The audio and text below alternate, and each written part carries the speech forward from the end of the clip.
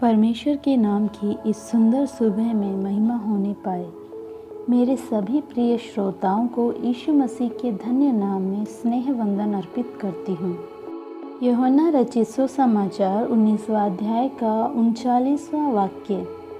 Nicodemus भी जो पहले यीशु के पास रात को गया था, 50 सेर के लगभग मिला हुआ गंधरस और एलवा ले आया। अनुग्रहित वचन के आधार पर पहला सामीप्य अंत तक बना रहे विषय पर मनन करने में परमेश्वर हमारी सहायता करे। यीशु मसीह के भौतिक शव का अंतिम संस्कार की विधि इन वाक्यों में बताई गई है। यीशु के साथ रहने वाले, जिन्हें दुनिया के सामने खुल्लम खुल्ला यीशु ने चुना, वो कोई भी इस समय यीशु के साथ नहीं थे। वे बहुत भयभीत होकर कहीं जाकर छिप गए थे। लेकिन उन समयों में यीशु को रहस्यमयी तौर पर अपनी पूरी आत्मा से यीशु को स्वीकार किए दो लोग को हम यहाँ देख सकते हैं। पहला अरिमतिया के यूसुफ और दूसरा निकोदेमस, जो वहाँ के बड़े संघ का एक अंग था और धनी वृद्ध व्यक्ति था। उनका यीशु के प्रति आकर्षण एक रात्रि में हुआ।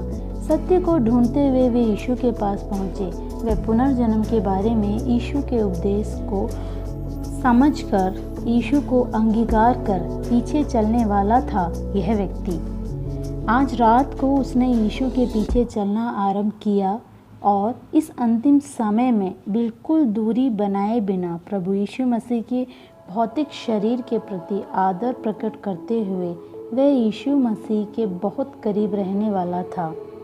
यह यहाँ पता चलता है। यीशु की बहुत बड़ी सेवाओं के कारण जिन्होंने चंगाई व भलाई प्राप्त की, वे सब यीशु के करीब आ गए थे। लेकिन वह करीबी अत्यधिक गहराई के साथ नहीं बनी रही और वे उनको छोड़कर चले गए। एक समूह में हम देखें तो कुछ लोग पहली बार मिलते ही बहुत अपनापन दिखाते हैं, अपनी बातों और अपने अनुभवों से, और करीबी हो जाते हैं। पर यह अपनापन ज़्यादा स्थिर नहीं रह पाता और जो अपनापन उन्होंने दिखाया उसमें कोई सच्चाई नहीं थी, यह प्रकट हो जाता है और आगे के समयों में वे दूर हो जाते हैं। और दूसरे लोग पहली मुलाकात में ज़्यादा मेल मिलाप नहीं करते, पर जो रिश्ता वे प्रारंभ करते हैं उसे वे पूरे दिल से निभाते हैं। हो सकता है कई दिनों तक उन्होंने आपस में फ़ोन द्वारा बातें भी नहीं की होगी, लेकिन वही सच्चाई बहुत सालों बाद मिलने पर भी उनमें बनी रहती है। प्रियो, आज हम स्वयं को जांचें। हमें परमेश्वर के लिए आरंभ का वो आकर्षण, वो अपनापन अभी भी है या नहीं? वो अपनापन अंत तक बनाए रखने वाले बने। उस रात में यदि यीशु से बहुत सी बातें पूछकर निकोदेमुस चला नहीं गया, पर यहूदियों का प्रमाणी व फरीसी निकोदेमुस यीशु मसीह के उस पीड़ित भौतिक शरीर को यहूदा रीति रिवाजों के अनुसार कोई भी कमी न छोड़ते हुए 100 सेर के लगभग मिला हुआ सुगंधित द्रव्य एलवा लाकर यीशु के अंतिम संस्कार के लिए पूर्ण निस्वार्थ भाव से यह खर्च कर रहे थे।